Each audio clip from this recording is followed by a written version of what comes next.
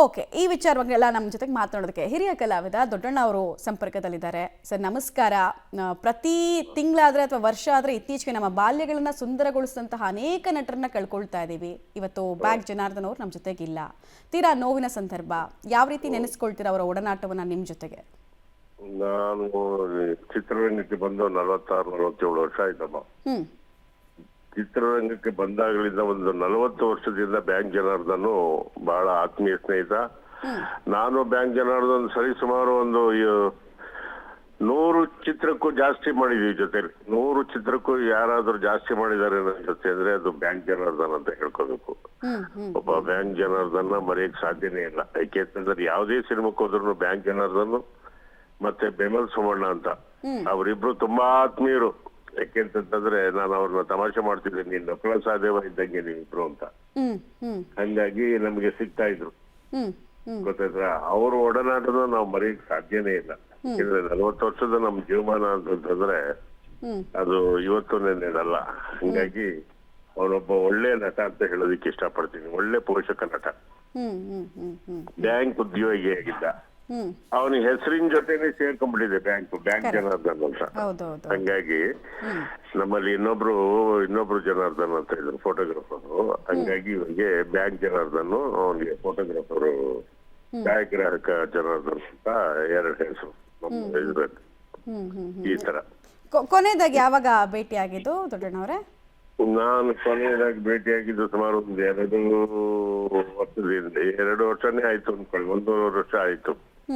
ನಮ್ಮ ಮಂದೀಪ್ ರಾಯ್ ಸತ್ತಾಗ ಬಂದಿದ್ದ. ಅವಾಗ ಸ್ವಲ್ಪ ಸೋತಂಗ್ ಕಂಡ, ಯಾಕಪ್ಪ ಹುಷಾರಿಲ್ವಾ. ಆಮೇಲೆ ಇಲ್ಲ ಸಣ್ಣ ಪುಟ್ಟದ್ದಿದ್ದೇ ಇರುತ್ತಲ್ವ ಹಂಗೆ ಹಿಂಗೆಲ್ಲ ಮಾತಾಡಿದ್ವಿ. 1.5 ವರ್ಷ ಆಯ್ತು. ಹಂಗಾಗಿ ಅದಾದ ನಂತರ ಫೋನಲ್ಲಿ ಏನ್ ಕಾಂಟ್ಯಾಕ್ಟ್ ಇರ್ಲಿಲ್ಲ. ಹಂಗಾಗಿ ಇವತ್ತು ಬೆಳಿಗ್ಗೆನೆ ನನಗೆ ವಿಷಯ ಗೊತ್ತಾಯ್ತು. ಬ್ಯಾಂಕ್ ಜನಾರ್ದನ್ ಹೋದ ಅಂತ ಹೇಳ್ಬಿಟ್ಟು ನಮ್ಮ ಮೈಸೂರು ರಮಾನಂದು ಮೂಗ್ ಸುರೇಶ್ ಫೋನ್ ಮಾಡಿದ್ರು. ಹಂಗಾಗಿ ಕೇಳಿ ಮನಸ್ಸಿಗೆ ಒಂಥರ ಆಘಾತ ಆಯ್ತು ಬೆಳಿಗ್ಗೆ. ಏನಪ್ಪಾ ಅಂತ ಏನು ಮಾಡಕ್ಕಾಗಲ್ಲ. ಯಾಕೆಂದ್ರೆ ಹುಟ್ಟು ಆಕಸ್ಮಿಕ, ಸಾವು ಖಚಿತ. ಭೂಮಿ ಮೇಲೆ ಹುಟ್ಟಿರೋ ಪ್ರತಿಯೊಂದು ಪ್ರಾಣಿನೂ ಸಾಯ್ಲೇಬೇಕು, ಅದು ಸೃಷ್ಟಿ ನಿಯಮ. ಅದು ಇವಾಗ ಅಂತ ಅಲ್ಲ. ಈ ಕಲಾವಿದ್ರಲ್ಲಿ ಪ್ಲಸ್ ಪಾಯಿಂಟ್ಸ್, ಹಾಸ್ಯ ಕಲಾವಿದ್ರಲ್ಲಿ ಅವ್ರ ಬಾಡಿ ಲ್ಯಾಂಗ್ವೇಜ್ ಎಲ್ಲ ಇಡೀ ಸೀನನ್ನ ತಿಂದು ಹಾಕೋ ಸಾಮರ್ಥ್ಯ ಕೆಲವರಿಗಿದೆ. ನಿಮ್ಮಲ್ಲೂ ನಾವು ಅದನ್ನು ಗಮನಿಸಿದೀವಿ, ನಿಮ್ಮ ಸಿನಿಮಾಗಳಲ್ಲೂ ಗಮನಿಸಿದೀವಿ, ಬ್ಯಾಂಕ್ ಜನಾರ್ದನ್ ಅವರಲ್ಲೂ ಗಮನಿಸ್ತಾ ಇದ್ವಿ. ಸೊ ಸ್ಕ್ರೀನಲ್ಲಿ ನೀವು ಪ್ರೆಸೆಂಟ್ ಮಾಡ್ಬೇಕಾದ್ರೆ ಹೇಗೆ ಪ್ರಿಪೇರ್ ಆಗ್ತಾ ಇದ್ರಿ ಆ ದಿನಗಳನ್ನ ನೆನೆಸ್ಕೊಳ್ಳೋದಾದ್ರೆ? ಸತ್ತೋಗಿರೋ ವಿಷಯ ಮಾತಾಡು ಅಂದ್ರೆ ಬ್ಯಾಂಕ್ ಜನಾರ್ದನ್ದು, ದೊಡ್ಡಣ್ಣಂದು, ಮೈಯಿಂದು ಆಕಾರ ಯಾಕೆ ನೆನಪಾಗುತ್ತೆ ಅಂತ ಅಂದ್ರೆ ದೊಡ್ಡಣ್ಣ ಅವರೇ, ಈಗಿನ ಕಾಲದವ್ರಿಗೆ ನೀವು ತುಂಬಾ ಪ್ರಸ್ತುತ ಅಂದ್ರೆ ಯಾವ ರೀತಿ ಪ್ರಿಪೇರ್ ಆಗ್ತಾ ಇದ್ರು, ನಮಗೆ ಹೇಗ್ ಮಾರ್ಗದರ್ಶನ ಆಗ್ತಾರೆ ಅನ್ನೋದಕ್ಕೆ ತುಂಬಾ ಇಂಪಾರ್ಟೆಂಟ್ ಆಗ್ತೀರಾ. ಹೀಗಾಗಿ ಪ್ರಶ್ನೆ ಹೇಳ್ಬೇಕು ಅಂತಂದ್ರೆ, ನಾವು ಒಂದು ಕಲೆಯನ್ನ ನೋಡಿ ಕಲ್ತಿರೋದು ಕನ್ನಡದ ಮೇರು ನಟ ಡಾಕ್ಟರ್ ರಾಜ್ಕುಮಾರ್ ಅವರಿಂದ ಕಲ್ತದ್ದು ಅಪಾರ. ಅದೊಂದು ದೊಡ್ಡ ಯೂನಿವರ್ಸಿಟಿ ಅಂದ್ರೆ ಹೆಂಗೆ ಹೇಳಿ ನಾನು ನಿಮ್ಗೆ. ಅವರಿಂದ ಅತ್ಯಂತ ಸರಳತೆ, ಎಷ್ಟೇ ಎತ್ತರಕ್ಕೆ ಹೋದ್ರು ಮನುಷ್ಯ ಅಹಂಕಾರ ಪಡಬಾರ್ದು ಅನ್ನೋದನ್ನ ಮೊದಲು ಕಲ್ತ್ವಿ.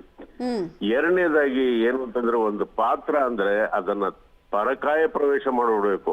ಆ ಪಾತ್ರದೊಳಗೆ ನಾನು ಹೋದಾಗ ಮಾತ್ರ ಆ ಪಾತ್ರಕ್ಕೆ ಜೀವಂತವಾಗಿರೋದು, ಜನಗಳ ಮನಸ್ಸಿನಲ್ಲಿ ಅಚ್ಚಳಿಯದೇ ಉಳಿಯೋದು. ಗೊತ್ತಿತ್ತ? ಒಂದು ಸನ್ನಿವೇಶ ಆದ್ರೂ ಅಷ್ಟೇ, ಹಾಸ್ಯ ಆಗಿರ್ಬೋದು, ಶೃಂಗಾರ ಆಗಿರ್ಬೋದು, ಭೀಭತ್ಸ ಆಗಿರ್ಬೋದು, ಭಯಾನಕ ಆಗಿರ್ಬೋದು, ಗೊತ್ತಾಯ್ತಾ? ಒಂದು ನಮ್ಮ ಡೈಲಾಗ್ ಅನ್ನ ಬಿತ್ತರಿಸೋದಾಗಿರ್ಬೋದು, ಗೊತ್ತಾಯ್ತಾ? ಇವೆಲ್ಲ ಪಾತ್ರದ ಒಳಗಡೆ ಹೋಗ್ಬೇಕು. ಆಮೇಲೆ ಎಲ್ಲದಕ್ಕೂ ನಮ್ಗೆ ಒಂಥರ ಹಿರಿಯ ಅಣ್ಣ ಅಂತಂದ್ರೆ ಅಣ್ಣಯ್ಯ ಡಾಕ್ಟರ್ ರಾಜ್ಕುಮಾರ್ ಅನ್ನೇ ನಾವು ಜ್ಞಾಪಿಸ್ಕೊಳ್ಳೋದು. ಇದು ನಮ್ಮ ಜೀವನ. ನಾವು ಆಮೇಲೆ ಜೀವನದಲ್ಲಿ ಏನಾಗುತ್ತೆ ಅಂದ್ರೆ, ಅಹಮ್ಮನ್ನ ತೆಗೆದು ಪಕ್ಕಕ್ಕೆ ಇಟ್ಬಿಟ್ರೆ ಮಾರ್ಜಿನ್ ಅಂತ ಇರುತ್ತಲ್ಲ, ನಾವು ಯಾವ್ದೇ ಬರಿಬೇಕಾದ್ರೆ ಎಡಭಾಗದಲ್ಲಿ ತೆಗೆದು ಪಕ್ಕಕ್ಕೆ ಬಿಟ್ಟಿರ್ತೀವಲ್ಲ ಜಾಗನ, ಆ ತರ ಅಹಂಕಾರ ತೆಗೆದು ಪಕ್ಕಕ್ಕಿಟ್ರೆ ಒಂದು ಮಗುವಿಂದಲೂ ಒಳ್ಳೇದು ಕಲಿಯೋದಿರುತ್ತೆ. ಅದನ್ನ ಅಳವಡಿಸ್ಕೋಬೇಕು ನಮ್ಮ ಜೀವನಕ್ಕೆ. ಕರೆಕ್ಟ್. ತುಂಬಾ ಒಳ್ಳೆ. ಹೌದು, ಅಲ್ವೇನವಾ? ನಿಜ.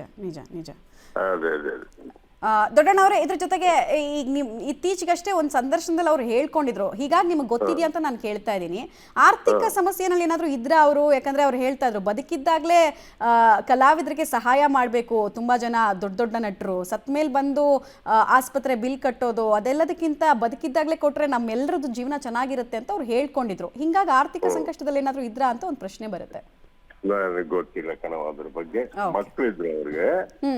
ಆಮೇಲೆ ಒಂದು ಡಬ್ಬಿಂಗ್ ಸ್ಟುಡಿಯೋ ಇಟ್ಟಿದ್ದ ಅವ್ರ ಮಗ, ಅದಷ್ಟು ಗೊತ್ತಿತ್ತು. ನಾನು ಅವ್ರ ಡಬ್ಬಿಂಗ್ ಸ್ಟುಡಿಯೋ ಒಂದ್ಸತಿ ಹೋಗಿ ಡಬ್ಬಿಂಗ್ ಮಾಡಿದ್ದೆ. ಆರ್ಥಿಕವಾಗಿ ಏನು ಜನಾರ್ದನ ಅಷ್ಟು ಕಷ್ಟದಲ್ಲಿ ಇರ್ಲಿಲ್ಲ ಅಂತ ನನಗೆ ಅನಿಸಿಕೆ. ಬಟ್ ಪರ್ಸನಲ್ ನಮಗ್ ಗೊತ್ತಿಲ್ಲ, ಗೊತ್ತಿಲ್ಲದೆ ಮಾತಾಡೋದು ತಪ್ಪಾಗುತ್ತೆ ಅಲ್ಲೇನವಾ. Right sir, right. Thank you public TV ಜೊತೆಗೆ ಮಾತನಾಡಿದಕ್ಕೆ. ಇದು ಹಿರಿಯ ನಟ ದೊಡ್ಡಣ್ಣ ಅವರು ಹೇಳ್ತಾ ಇದ್ದಂತಹ ವಿಚಾರಗಳು.